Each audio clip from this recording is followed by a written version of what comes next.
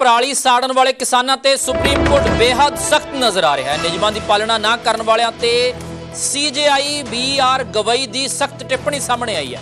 नियमां दी पालना ना करन वालियां दी गिरफ्तारी होवे, बहुत वड्डी खबर।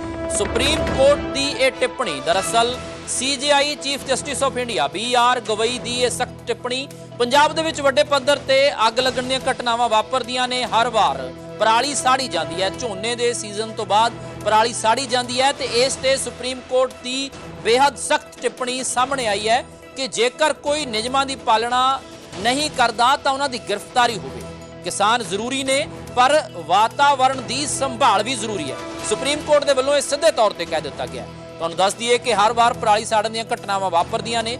बहुत थावां ते सरकार दे वल्लों नियमां दे मुताबक कार्रवाई भी की जाती है पर गिरफ्तारी नहीं होंदी। ते इस दे विच हुण इह वड्डा पॉइंट है कि सुप्रीम कोर्ट ने कहा है कि जेकर कोई नियमां दी पालना नहीं करता तो उन्हां दी गिरफ्तारी की जाए।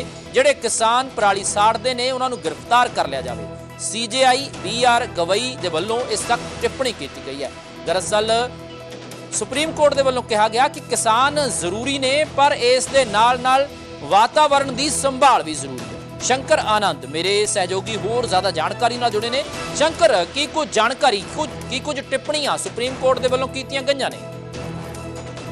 देखिए, राजधानी दिल्ली और NCR में जिस तरह से हर साल प्रदूषण की समस्या को लेकर जिस तरह से हंगामा होता है, इस मामले को लेकर कई याचिकाएं सुप्रीम कोर्ट में होती हैं।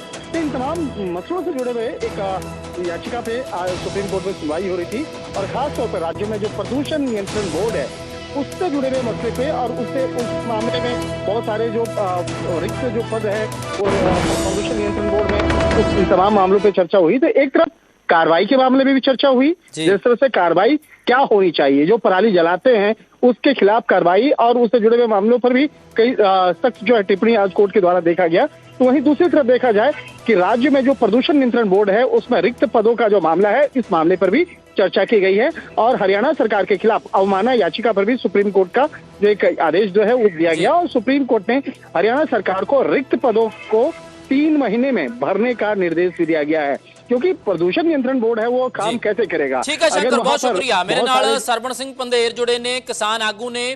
पंधेर साहब, न्यूज़ 18 ते स्वागत है। नाल ही सवाल है, सुप्रीम कोर्ट के वलों सीधे तौर पर कह दिता गया है कि जेकर इस बार कोई पराली साड़े तो उसनूं गिरफ्तार कर लिया जाए। किस तरह देखते हो इस टिप्पणी नूं सुप्रीम कोर्ट की?